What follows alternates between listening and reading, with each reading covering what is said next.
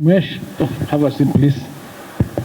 Mheshimiwa Arama, the county commissioner, my PS, the head teacher, Chairman NEC, CEO NEC, Chairman Bob, the teachers here, government officials, good afternoon. Good afternoon again. Yeah, first of all, let me take this opportunity to just say thank you for hosting us here and for allowing us to come to this school in order for us to close the examination season. And in the morning, we had a function where there was a graduation in the National Defense University, Kenya. And I was there with the county commissioner. And believe you me, things work in that sector. I noticed that everything from the gates, from the arrangement, even up to the tree planting. I don't know, Commissioner, whether you saw how the tree was decorated, the tree that was being planted. And so I have this dream that this sector, the education sector, one day will be as efficient as the military sector, because we do such an important job in ensuring that our learners, our youth, get the best kind of education so that their dreams can come true in the future. And so I am so gratified when I come, like I've come here today, and I saw the young learners who welcomed me there, speaking very well, very confident, very good English. It encourages me because then it shows that the program is working. It encouraged me when I come and find that the resources that was allocated for the construction of the classrooms have actually been applied to those classrooms, and you can see them. It shows that the management in this school, led by the board of management and the team led by the head teacher in managing this school, it shows that you are doing something right, and we should applaud you. Congratulations. And so, when you've done well and you ask us for more, it is our duty to go and ensure that we provide that which you need in order to excel. So please continue asking, make those applications in writing and forward them to us. We will be able to attend to them as best as we can. Thank you, teachers. You are very smart. I was impressed that you are very smart. These teachers have become my very good friends. I've been hanging out with them a lot since they welcomed me. When I came in, they did welcome me with with a notice, but we negotiated with them and we agreed managing these classrooms as well as the examinations. So we used the one government approach to ensure that all our programs are being done and they are being delivered not only on quality but also on time. So thank you so much for all that you do. Let me now proceed to issue a statement with respect to the examinations and other topical issues that are facing the sector, the education sector as we speak. That means all the way to the universities. So the Principal Secretary, State Department of Basic Education, the CEO of the Teacher Service Commission, I think they are presented here by one of our officers, the chair and members of the Council of NEC, the CEO of the Kenya National Examinations Council, the County Commissioner, all field officers, members of the media, ladies and gentlemen, good afternoon. After 4 weeks of the national examinations season, within which we administered the Kenya Primary School Education Assessment, otherwise known as KPSEA, and the Kenya Certificate of Secondary Education, KCSE, I'm pleased to inform the country that the 2024 Basic Education School Calendar has officially come to an end today with the conclusion of physics practical paper. The sector has gone through a number of challenges and successes this year. The unprecedented floods that delayed opening of schools and industrial action by our teachers and lecturers are part of those challenges. The ministry acknowledges the action from the teachers' unions, NAT, and KUPPET in ensuring the resumption of learning in our schools after we undertook negotiations with them. The two heads associations, KESHA and KEPSHARE, have been dependable during challenging moments. With the many hurdles, we made significant strides in shaping an inclusive, equitable, and innovative education system aligned with the Kenya's developmental goals and global standards. Allow me, ladies and gentlemen, to highlight the progress we have made, the challenges we faced, and the direction we are taking to ensure quality and inclusive education for every Kenyan child. The Kenya National Examinations Council, NEC, successfully administered two major national examinations this year. Number one, KEPSHARE was conducted with 1,313,913 candidates in 32,573 examination centers across the country, supported by 617 distribution centers. 965,501 candidates sat for KCSE examinations in 10,754 centers, supported by 610 distribution centers. Despite heavy rainfall and insecurity in some parts of the country, no candidate was left behind. This includes reported 28 brave candidates who took the examinations from hospital settings. I wish to thank the multi-agency examination administration team comprising of officials from the Ministry of Education, Ministry of Interior and National Administration, Ministry of ICT, the Teacher Service Commission, and other stakeholders who have played a vital role in the efficient coordination of the examination season. Ladies and gentlemen, while the majority upheld the integrity, isolated cases of malpractice were reported. Investigations are ongoing and we remain committed to upholding the sanctity of our examinations. During the administration of the 2024 KCSE examination, 621 candidates out of 965,501, representing 0.064%, were reported to have been found engaging in examination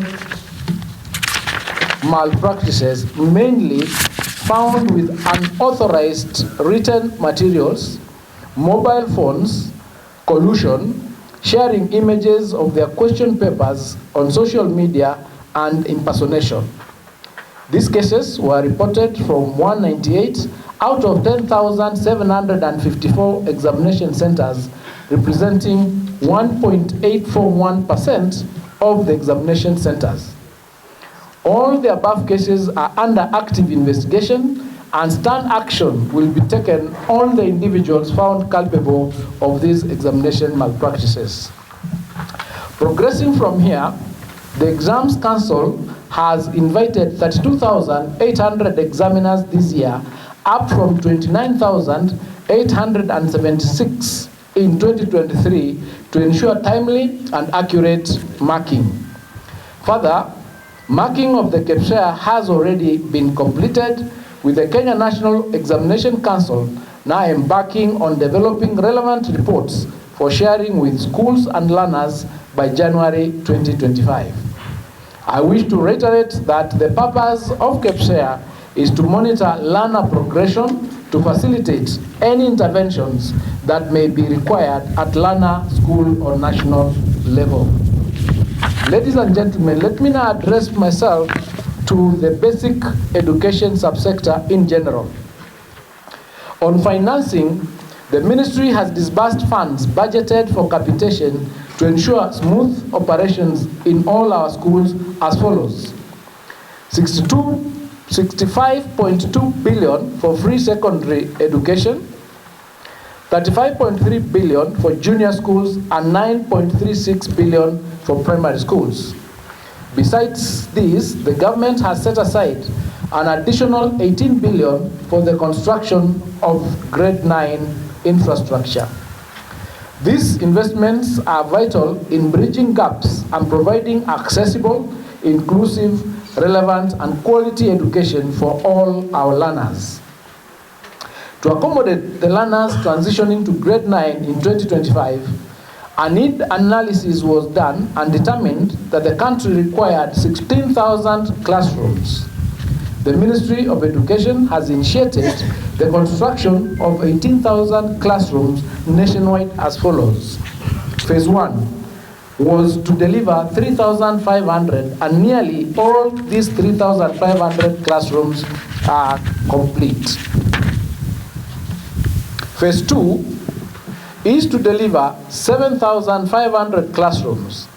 These classrooms have commenced construction and will be ready by January 2025.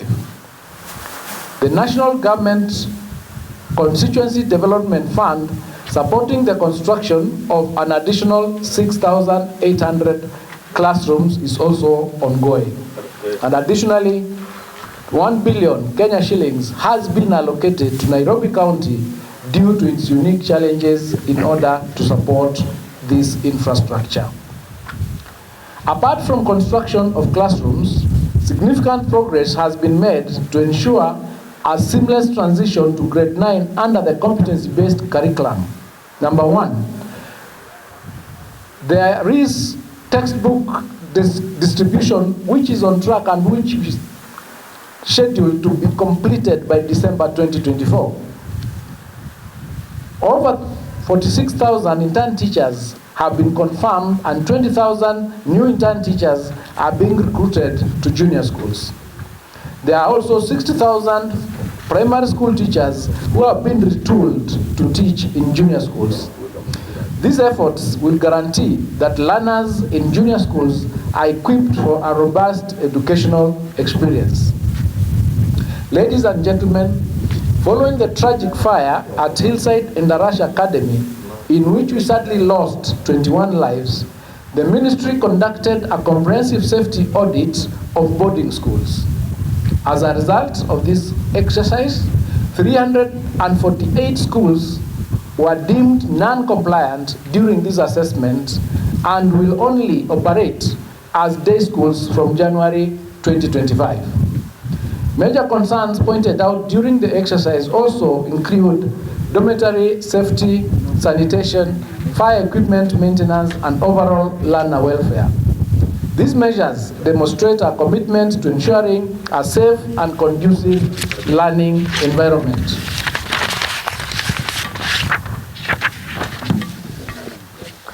Ladies and gentlemen, the government through the Teacher Service Commission remains committed to improving the welfare of our teachers in the following ways.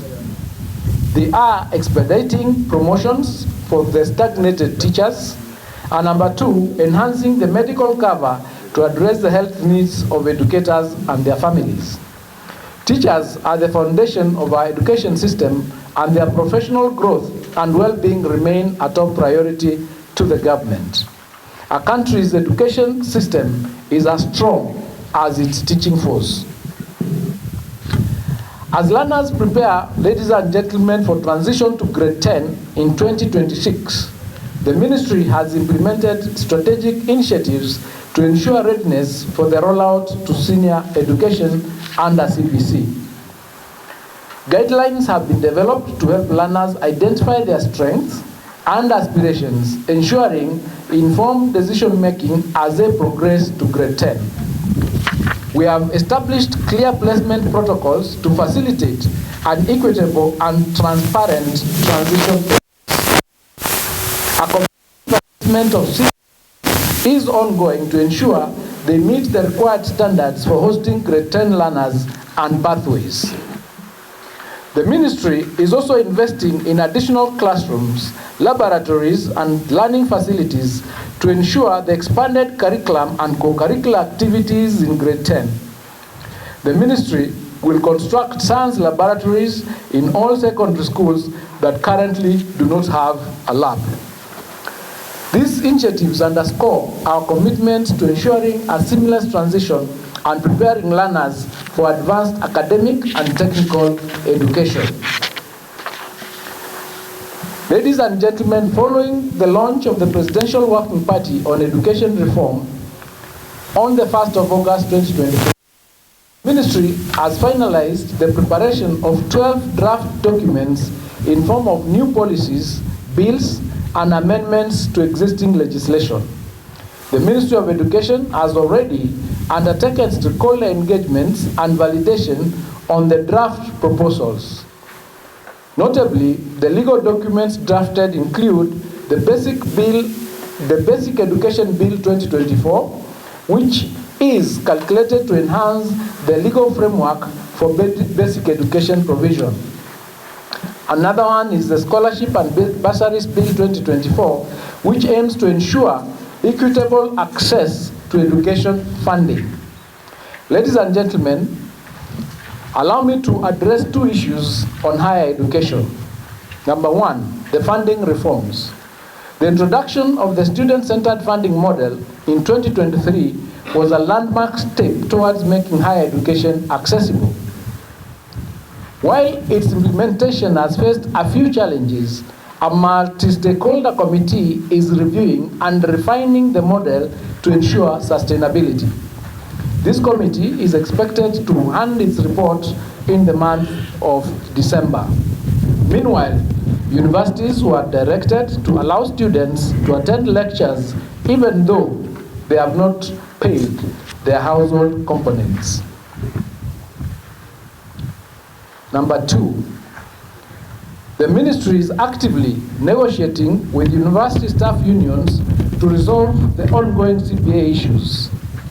Though some industrial action persists, progress has been made, and in many universities, learning continues and lectures continue to be held with students, and graduations are also taking place.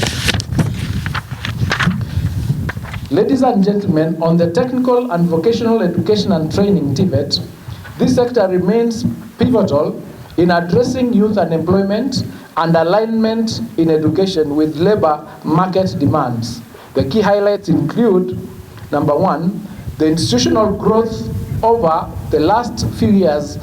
This sector has grown to over 240 public TVET institutions, which are operational and with ongoing investments to ensure one institution per constituency. The competency-based training, there has been a transition from curriculum-based learning to competency-based education and training, CBET, equipping trainees with market-relevant skills. We have also launched the recognition of prior learning, where informal skills are recognized to enhance workforce inclusivity.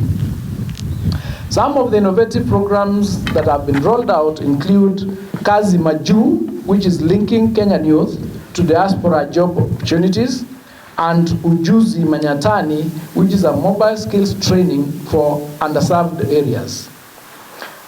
The government provides extensive funding through the following methods.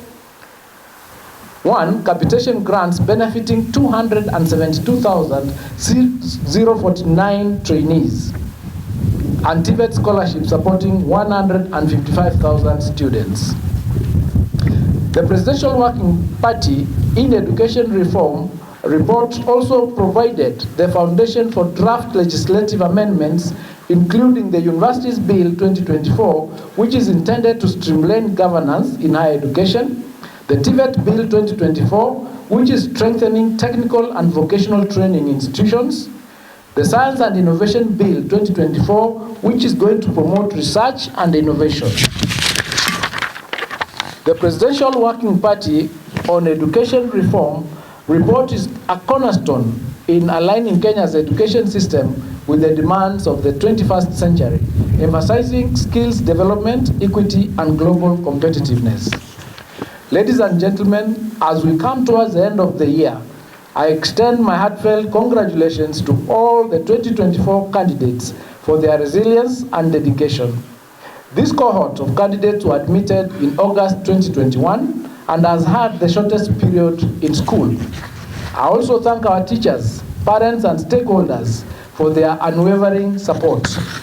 Together, we are building an education system that nurtures innovation, promotes equity, inclusivity, and prepares our youth for a dynamic future. As we embark on 2025, let us continue this journey of transformation, ensuring that no learner is left behind. I wish you all a Merry Christmas and a prosperous New Year 2025. Thank you and God bless you.